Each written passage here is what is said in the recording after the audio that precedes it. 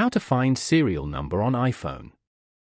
To get started, first of all go ahead and open up the Settings application on your phone. Once you're here, go to General as shown.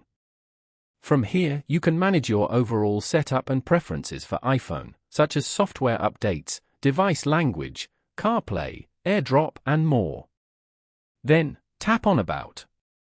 This section provides details about your device, including the iOS version, model name, model number, serial number, and more. As you can see, you can check the serial number of your phone from here. You can use the serial number of your phone to find out your phone coverage information or your phone warranty.